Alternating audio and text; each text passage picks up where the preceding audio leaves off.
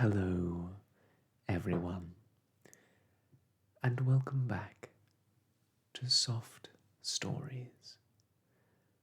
I'm Stratton, and this is Pepper, and today we are going to be continuing our reading of Mary Poppins Comes Back by P.L. Travers. So let's dive right in to Chapter 4, Topsy-Turvy.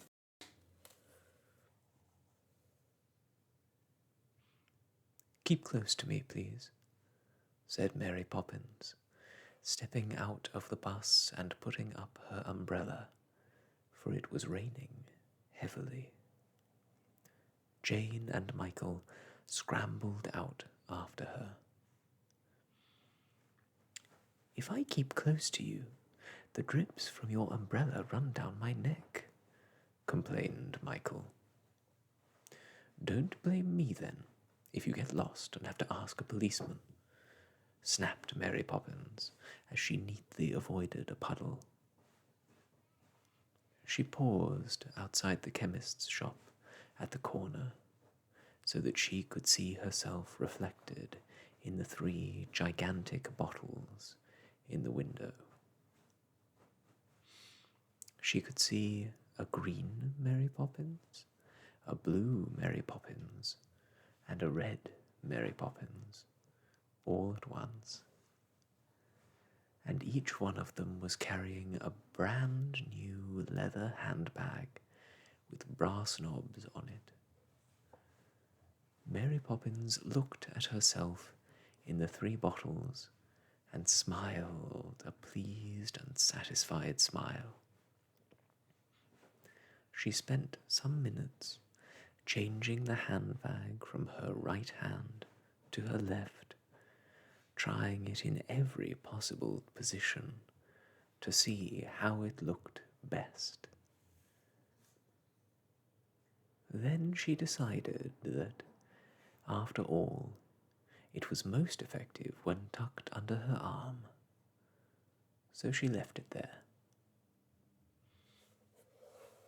And here we can see Mary Poppins in all her glory, standing in front of the chemist's shop with the 3 large bottles right there.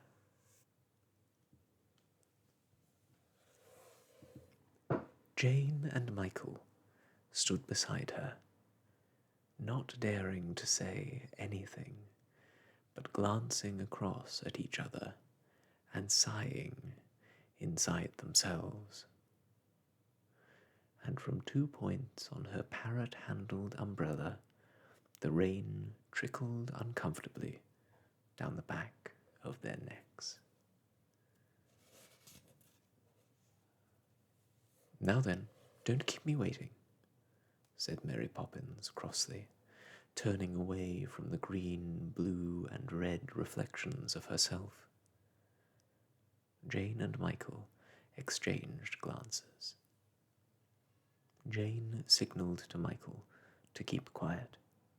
She shook her head and made a face at him, but he burst out, "We weren't. It was you keeping us waiting." "Silence!" Michael did not dare to say any more. He and Jane trudged along, one on either side of Mary Poppins. Sometimes they had to run to keep up with her long, swift strides, and sometimes they had to wait about, standing first on one leg, then on another, while she peered into a window to make sure the handbag looked as nice as she thought it did. The rain poured down, dancing from the top of the umbrella onto Jane and Michael's hats. Under her arm, Jane carried the Royal Doulton Bowl, wrapped carefully in 2 pieces of paper. They were taking it to Mary Poppins's cousin, Mr. Turvy, whose business, she had told Mrs. Banks, was mending things. "Well," Mrs. Banks had said, rather doubtfully, "I hope he will do it satisfactorily, for until it is mended I shall not be able to look at my great-aunt Caroline in the face." Great-aunt Caroline had given Mrs. Banks the bowl when Mrs. Banks was only 3, and it was well known that if it were broken, Great-aunt Caroline would make one of her famous scenes. "Members of my family, ma'am," Mary Poppins had retorted with a sniff, "always give satisfaction."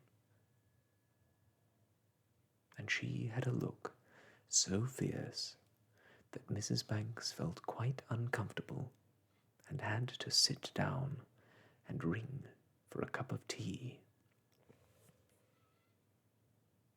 Swish! Oh, there was Jane, right in the middle of a puddle. "Look where you're going, please," snapped Mary Poppins, shaking her umbrella and tossing the drips over Jane and Michael. "The rain is enough to break your heart." "If it did, could Mr. Turvy mend it?" enquired Michael. He was interested to know if Mr. Turvy could mend all broken things, or only certain kinds. "Could he, Mary Poppins?" "One more word," said Mary Poppins, "and back home you go." "I only asked," said Michael sulkily. "Then don't." Mary Poppins, with an angry sniff, turned the corner smartly, and opening an old iron gate, knocked at the door of a small tumble-down building. Tap, tap, tappity-tap. The sound of the knocker echoed hollowly through the house. "Oh dear," Jane whispered to Michael. "How awful if he's out." But at that moment heavy footsteps were heard, tramping towards them, and with a loud rattle the door opened. A round, red-faced woman, looking more like 2 apples placed on top, one on top of the other, than a human being, stood in the doorway. Her straight hair was scraped into a knob at the back of her head, and her thin mouth had a cross and peevish expression. "Well," she said, staring, "it's you, or I'm a Dutchman." She did not seem particularly pleased to see Mary Poppins, nor did Mary Poppins seem to be particularly pleased to see her. "Is Mr. Turvy in?" she inquired, without taking any notice of the round woman's remark. "Well," said the round woman in an unfriendly voice, "I wouldn't be certain. He may be, or he may not. It's all a matter of how you look at it." Mary Poppins stepped through the door and peered about her. "That's his hat, isn't it?" she demanded, pointing to an old felt hat that hung on a peg in the hall. "Well, it is, of course, in a manner of speaking," the round woman admitted the fact unwillingly. "Then he's in," said Mary Poppins. "No member of my family ever goes out without a hat. They're much too respectable." "Well, all I can tell you is what he said to me this morning," said the round woman.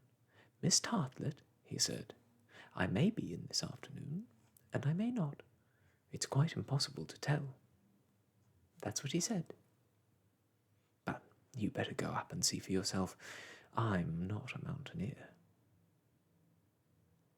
The round woman glanced down at her round body and shook her head. Jane and Michael could easily understand that a person of her size and shape would not want to climb up and down Mr. Turvy's narrow, rickety stairs very often. Mary Poppins sniffed. "Follow me, please." She snapped the words at Jane and Michael, and they ran after her up the creaking stairs. Miss Tartlett stood in the hall, watching them with a superior smile on her face. At the top landing, Mary Poppins knocked on the door with the head of her umbrella. There was no reply. She knocked again, louder this time. Still there was no answer. "Cousin Arthur," she called through the keyhole. "Cousin Arthur, are you in?" "No, I'm out," came a far-away voice from within. "How can he be out? I can hear him," whispered Michael to Jane. "Cousin Arthur." Mary Poppins rattled the door handle. "I know you're in." No, I'm not," came the far-away voice. "I'm out, I tell you. It's the second Monday." "Oh dear, I'd forgotten," said Mary Poppins, and with an angry movement she turned the handle and flung open the door. At first, all that Jane and Michael could see was a large room that appeared to be quite empty except for a carpenter's bench at one end.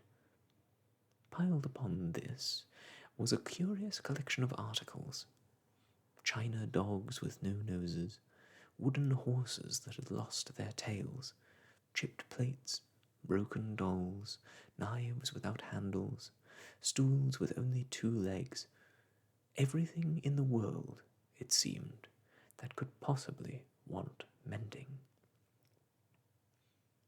Round the walls of the room were shelves reaching from floor to ceiling, and these, too, were crowded with cracked china, broken glass, and shattered toys. But there was no sign anywhere of a human being. "Oh," said Jane in a disappointed voice, "he is out, after all." But Mary Poppins had darted across the room to the window. "Come in at once, Arthur. Out in the rain like that, and you with bronchitis the winter before last."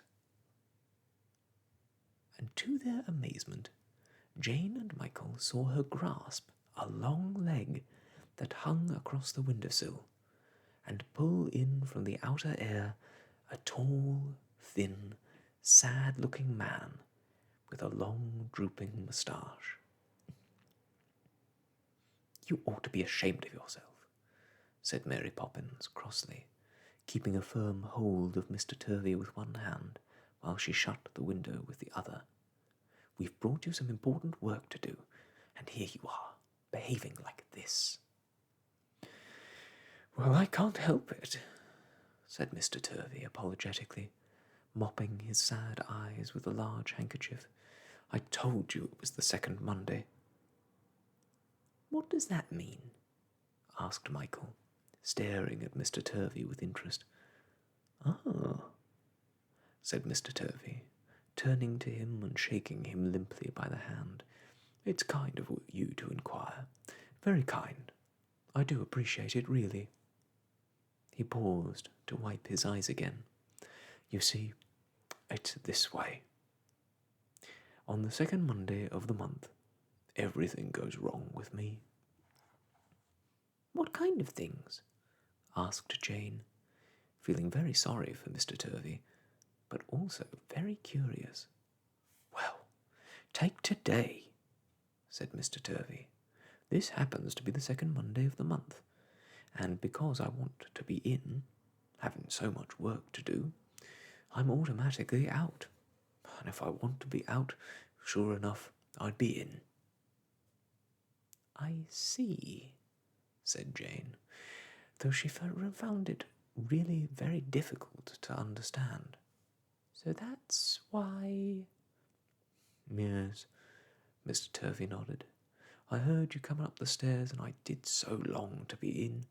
So, of course, as soon as that happened, there I was, out. And I'd be out still if Mary Poppins weren't holding on to me. He sighed heavily.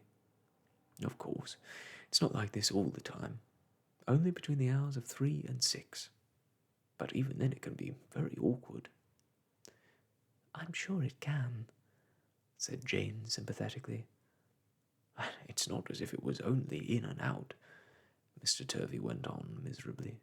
It's other things, too. If I try to go upstairs, I find myself running down.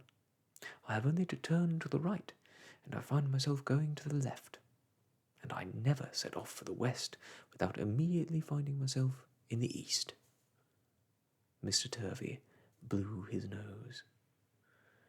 And worst of all, he continued, his eyes filling again with tears, my whole nature alters.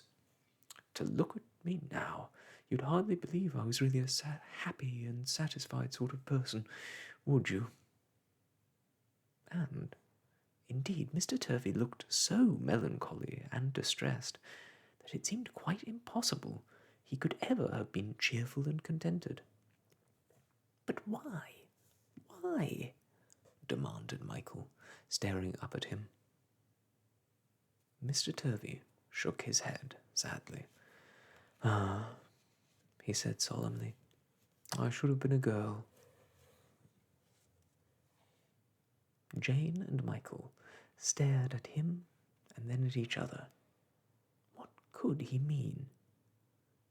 You see, Mr. Turvey explained, my mother wanted a girl, and it turned out when I arrived that I was a boy. So I went wrong right from the beginning, from the day I was born, you might say. And that was the second Monday of the month. Mr. Turvey began to weep again, sobbing gently into his handkerchief. Jane patted his hand kindly. He seemed pleased, though he did not smile. And of course, he went on, it's very bad for my work. Look up there. He pointed to one of the larger shelves on which were standing a row of hearts in different colours and sizes, each one cracked or chipped or entirely broken. Now those, said Mr. Turvey, are wanted in a great hurry. You don't know how cross people get if I don't send their hearts back quickly. They make more fuss about them than anything else. And I simply daren't touch them till after 6 o'clock. They'd be ruined, like those things. He nodded to another shelf. Jane and Michael looked, and saw that it was piled high with things that had been wrongly mended. A china shepherdess had been separated from her china shepherd, and her arms were glued about the neck of a brass lion.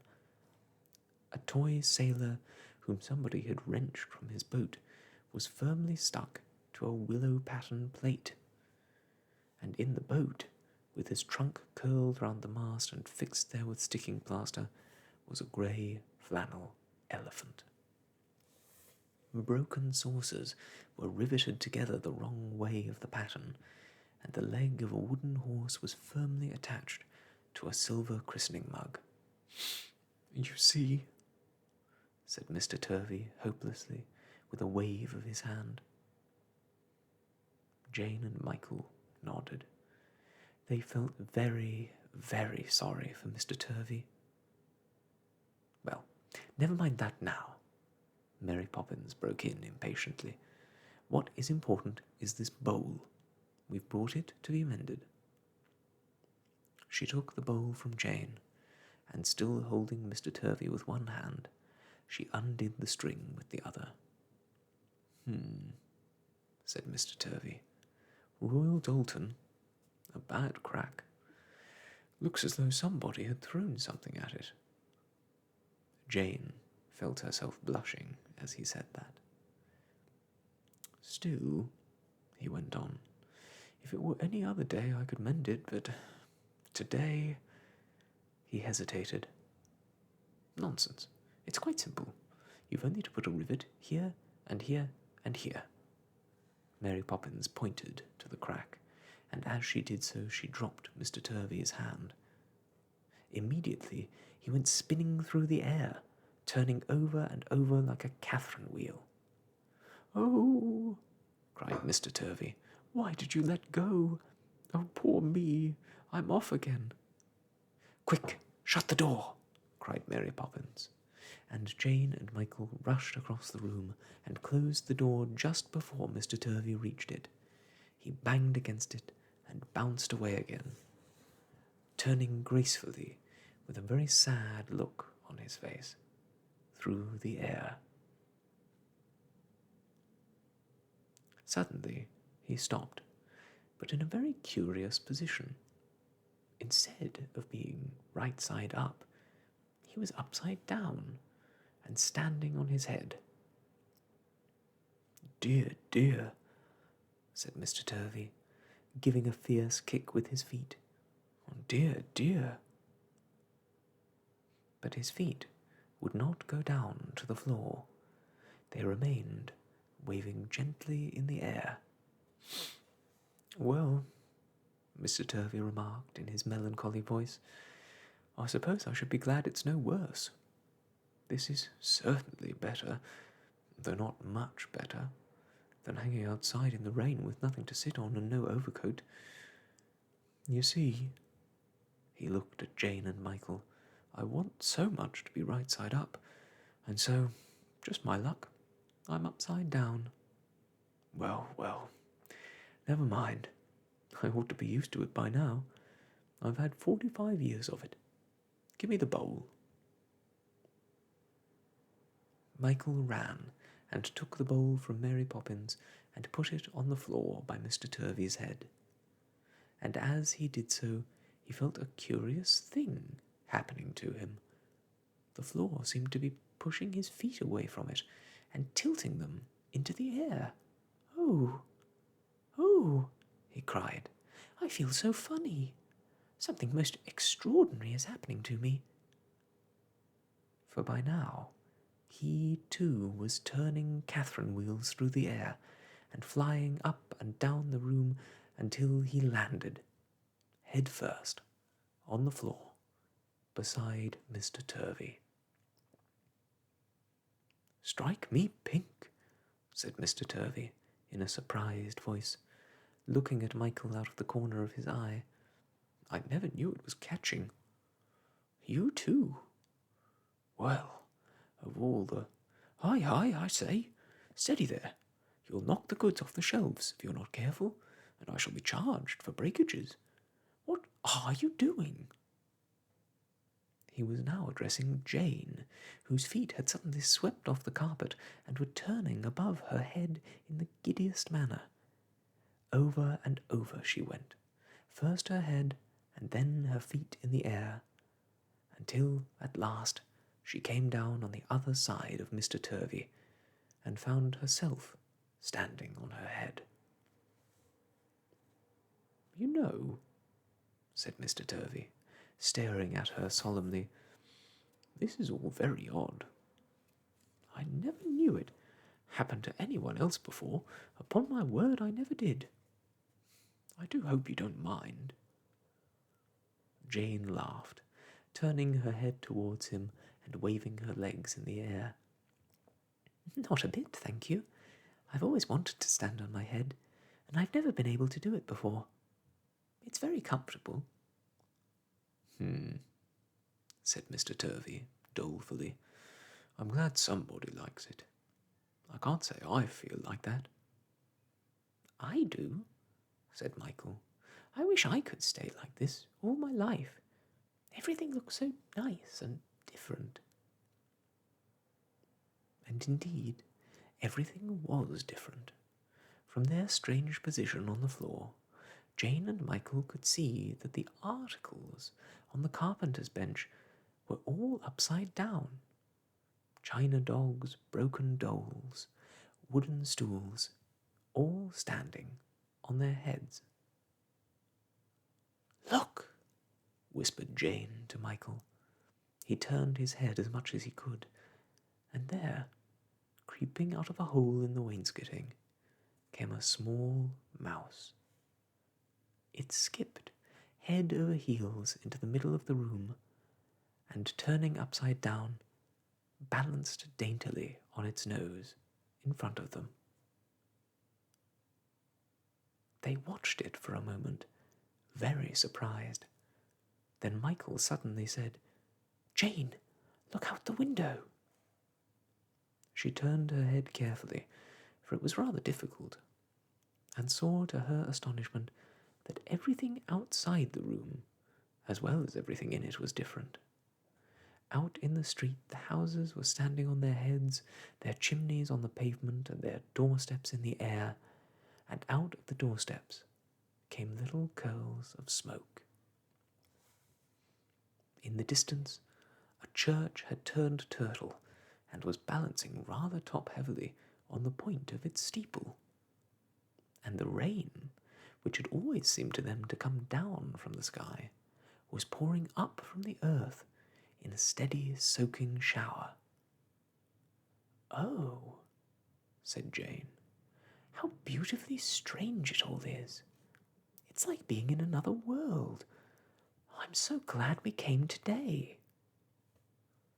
"Well," said Mr. Turvy mournfully, "you're very kind, I must say. You do know how to make allowances. Now, what about this bowl?" He stretched out his hand to take it, but at that moment the bowl gave a little skip and turned upside down. And it did it so quickly and so funnily that Jane and Michael could not help laughing. "This," said Mr. Turvy miserably, "is no laughing matter for me, I assure you. I shall have to put the rivets in wrong way up, and if they show, they show. I can't help it." And taking his tools out of his pocket, he mended the bowl, weeping quietly as he worked. "Hm," said Mary Poppins, stooping to pick it up. "Well, that's done, and now we'll be going." At that, Mr. Turvy began to sob pitifully. "That's right, leave me," he said bitterly. "Don't stay and help me keep my mind off my misery. Don't hold out a friendly hand for me. I'm not worth it. I'd hoped you might all favour me by accepting some refreshment. There's a plum cake in a tin up there on the top shelf. But there, I'd no right to expect it. You've your own lives to live, and I shouldn't ask you to stay and brighten mine.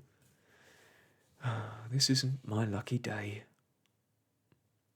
He fumbled for his pocket handkerchief. "Well," began Mary Poppins, pausing in the middle of buttoning her gloves. "Oh, do stay, Mary Poppins, do!" cried Jane and Michael together, dancing eagerly on their heads. "You could reach the cake if you stood on a chair," said Jane helpfully. Mr. Turvy laughed for the first time. It was rather a melancholy sound, but still, it was a laugh. "She'll need no chair," he said, gloomily chuckling in his throat. "She'll get what she wants, and in the way she wants it, she will." And at that moment, before the children's astonished eyes, Mary Poppins did a curious thing.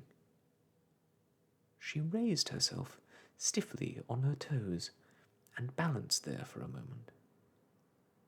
And then, very slowly, and in a most dignified manner, she turned 7 Catherine wheels through the air. Over and over, her skirts clinging neatly about her ankles, her hat set tidily on her head, she wheeled up to the top of the shelf, took the cake, and wheeled down again, landing neatly on her head in front of Mr. Turvy and the children. "Hooray! Hooray! Hooray!" shouted Michael delightedly. But from the floor, Mary Poppins gave him such a look that he rather wished he had remained quiet and said nothing. "Thank you, Mary," said Mr. Turvy sadly, not seeming at all surprised. "There," snapped Mary Poppins. "That's the last thing I shall do for you today." She put the cake tin down in front of Mr. Turvy. And here we can see that very moment, with everyone upside down on their heads. Mr. Turvy and the children and Mary Poppins still upright as ever, even upside down.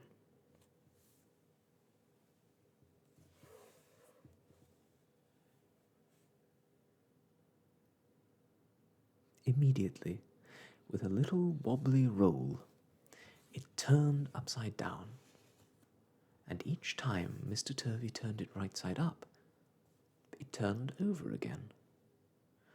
"Oh," he said despairingly, "I might have known it. Nothing is right today, not even the cake tin. We shall have to cut it open from the bottom. I'll just ask—" And he stumbled on his head to the door and shouted through the crack between it and the floor, Miss Tartlet, I'm so sorry to trouble you, but do you mind bringing a tin opener?" Far away downstairs, Miss Tartlet's voice could be heard, grimly protesting. "Tush!" said a loud, croaky voice inside the room. "Tush and nonsense. Don't bother the woman. Let Polly do it. Pretty Polly. Clever Polly." Turning their heads, Jane and Michael were surprised to see that the voice came from Mary Poppins's parrot-headed umbrella, which was at that moment Catherine wheeling towards the cake. It landed head downwards on the tin, and in 2 seconds had cut a large hole in it with its beak. "There," squawked the parrot head conceitedly. "Polly did it. Handsome Polly."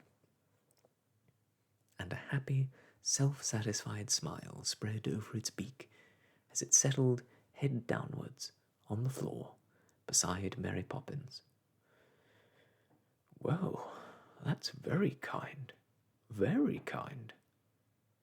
said Mr. Turvy in his gloomy voice as the dark crust of the cake became visible.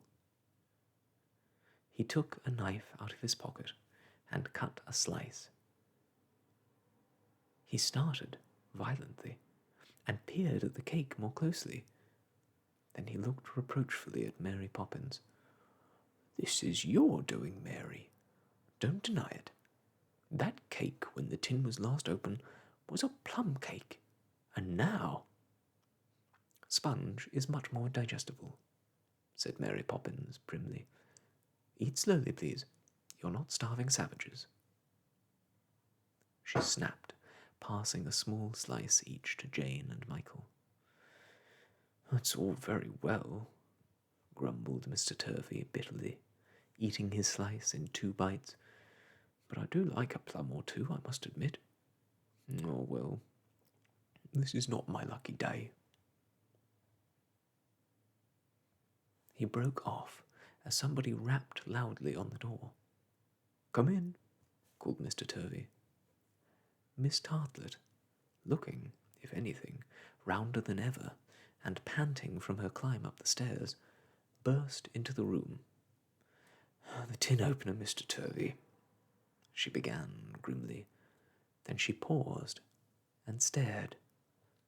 "My," she said, opening her mouth very wide and letting the tin opener slip from her hand. "Of all the sights I ever did see, this is the one I wouldn't have expected." She took a step forward, gazing at the 4 pairs of waving feet with an expression of deep disgust. upside down, the lot of you, like flies on a ceiling. And you supposedly to be respectable human creatures. Oh, this is no place for a lady of my standing. I shall leave the house this instant, Mr. Turvy. Please note that. She flounced angrily towards the door, but even as she went, her great billowing skirts blew against her round legs and lifted her from the floor. A look of agonized astonishment spread over her face. She flung out her hands wildly. Mr. Turvy, sir, catch me, hold me down, help, help, cried Miss Tartlet, as she too began sweeping like a Catherine wheel. Oh, the world's turning turtle. What shall I do? Help, help. But as she turned, a curious change came over her. Her round face lost its peevish expression and began to shine with smiles. And Jane and Michael, with a start of surprise, saw her straight hair crinkle into a mass of little curls and ringlets as she whirled and twirled through the room. When she spoke again, her gruff voice was as sweet as honeysuckle. Oh, what can be happening to me? Cried Miss Tartlet's new voice. I feel like a ball, a bouncing ball, or perhaps a balloon, or a cherry tart. She broke into a peal of happy laughter. Oh, dear me, how cheerful I am, she trilled, turning and circling through the air.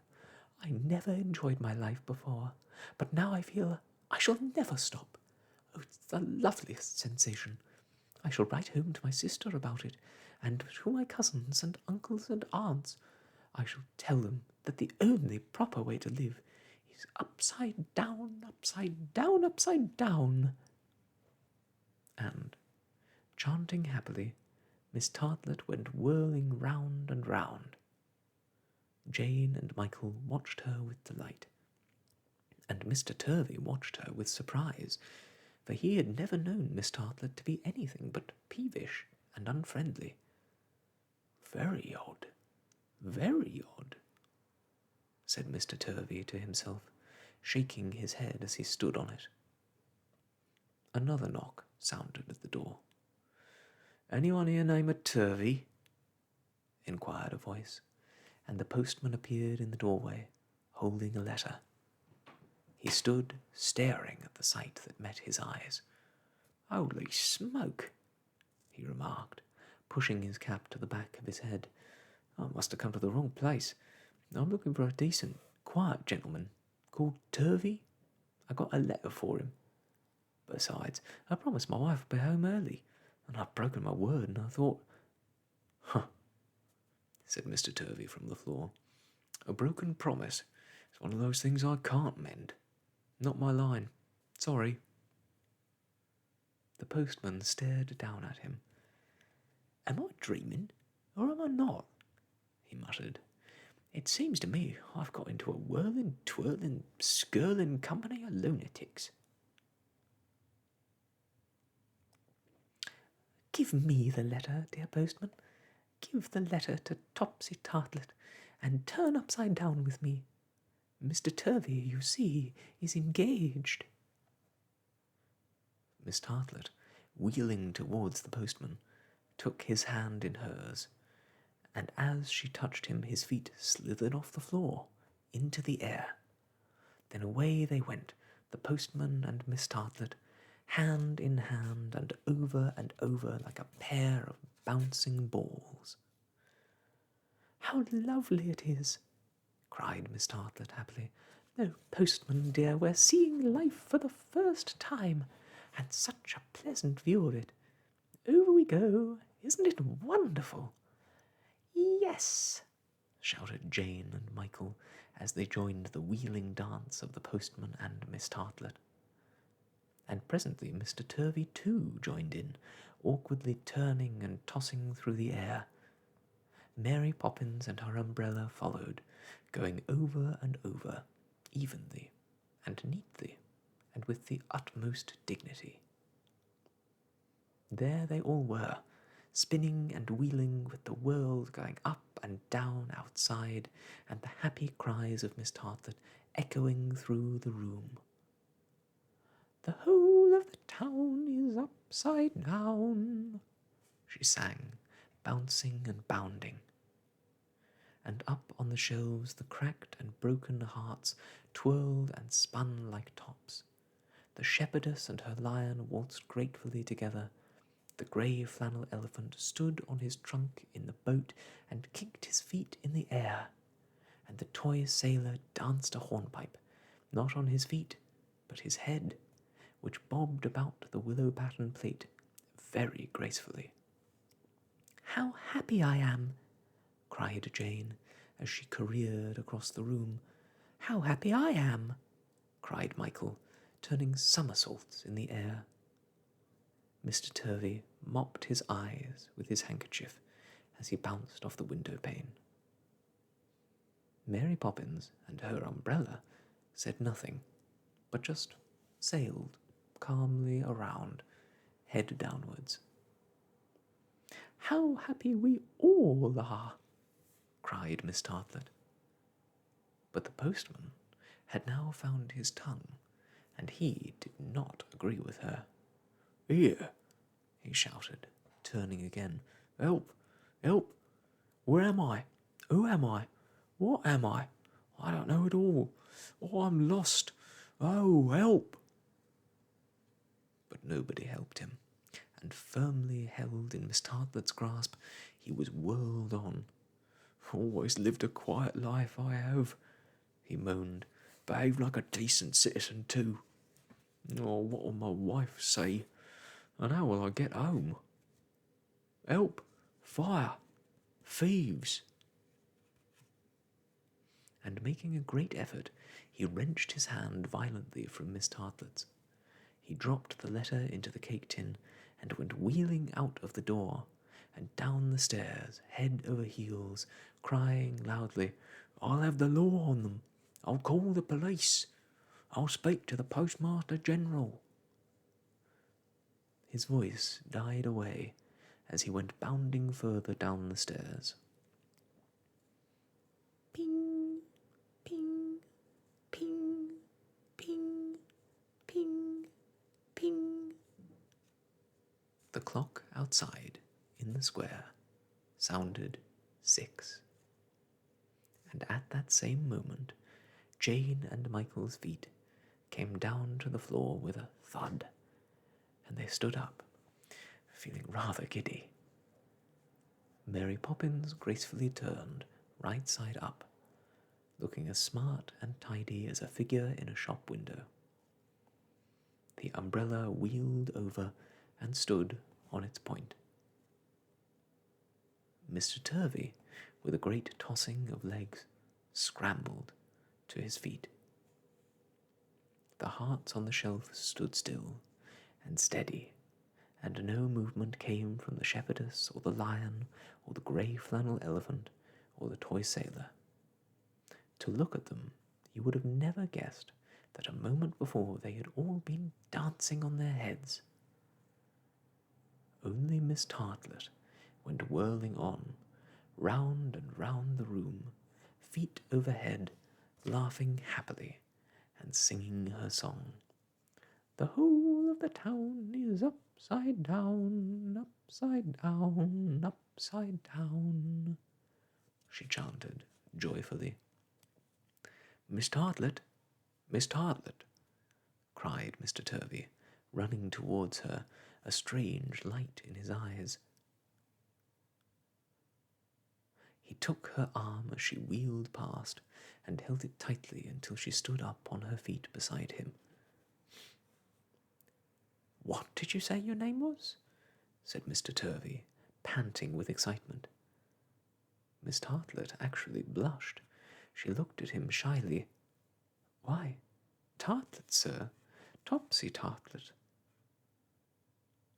Mr. Turvy took her hand. "Then will you marry me, Miss Tartlet, and be topsy-turvy? It would make up to me for so much. and you seem to have become so happy that perhaps you will be kind enough to overlook my second Mondays." "Overlook them, Mr. Turvy?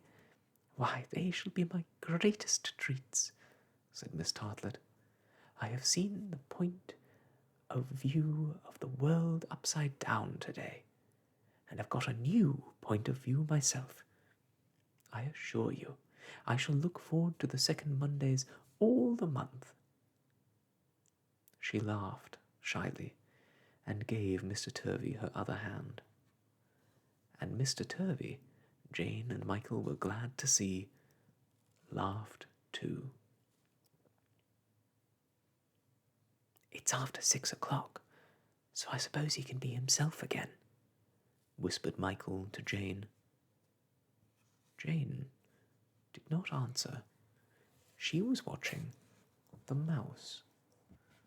It was no longer standing on its nose, but hurrying away to its hole with a large crumb of cake in its mouth. Mary Poppins picked up the Royal Doulton Bowl and proceeded to wrap it up. "Pick up your handkerchiefs, please, and straighten your hats," she snapped. And now she took her umbrella and tucked her new bag under her arm. "Oh, we're not going yet, are we, Mary Poppins?" said Michael.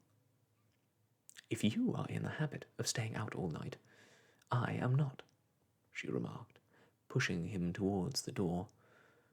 "Must you go, really?" said Mr. Turvy. But he seemed to be saying it out of mere politeness. He had eyes only for Miss Tartlet. But Miss Tartlet herself came up to them, smiling radiantly and tossing her curls. "Come again," she said, giving a hand to each of them. "Now, do. Mr. Turvy and I—" She looked down shyly and blushed. "We'll be in to tea every second Monday.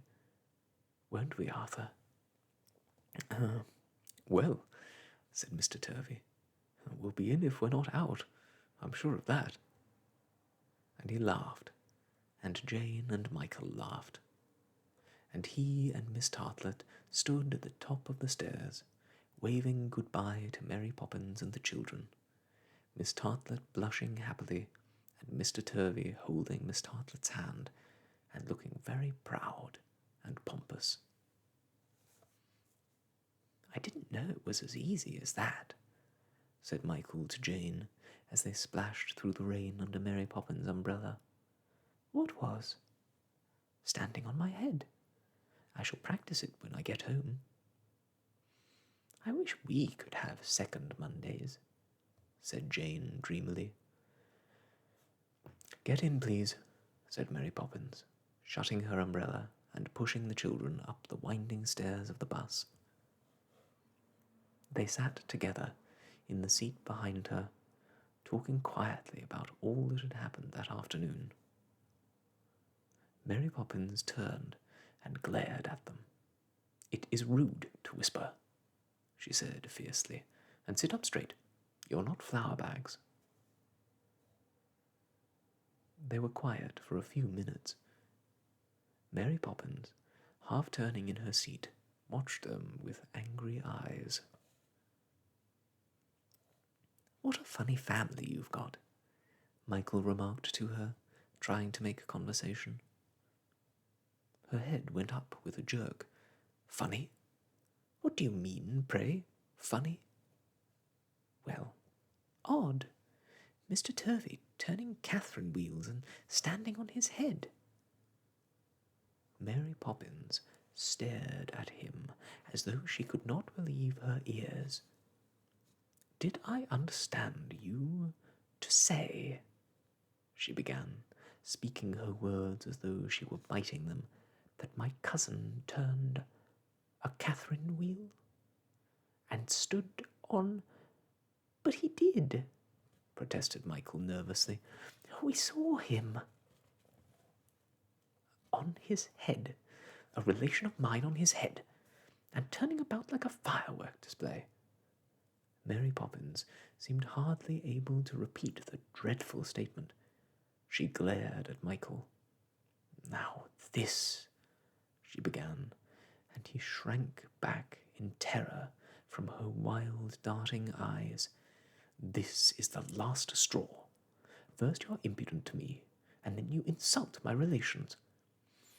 It would take very little more, to make me give notice. So, I warn you." And with that, she bounced round on her seat and sat with her back to them. And even from the back, she looked angrier than they had ever seen her. Michael leaned forward. I apologize," he said. There was no answer from the front seat. "I'm sorry, Mary Poppins." "Very sorry." "And well might you be," she retorted, staring straight ahead of her. Michael leant towards Jane. "But it was true, what I said, wasn't it?" he whispered. Jane shook her head and put her finger to her lips. She was staring at Mary Poppins's hat. And presently, when she was sure that Mary Poppins was not looking, she pointed to the brim.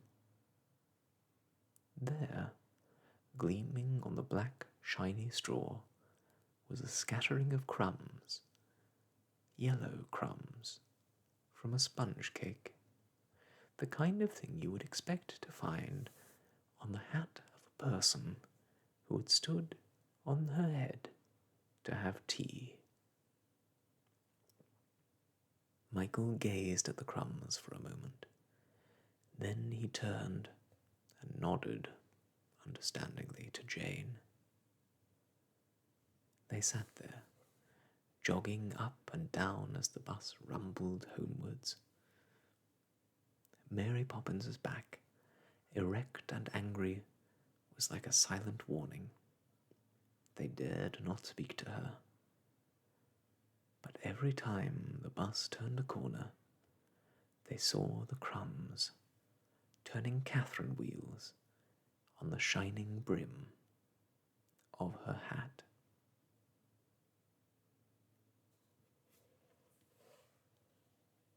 And that, my friends, is the end of our story for today. What a great one. Wonderfully out there, and just a lot of fun. I hope that you enjoyed it too. Thank you so much for joining me here today on Soft Stories. I look forward to seeing you again very soon. But until next we meet, I must wish you all the best, and goodbye.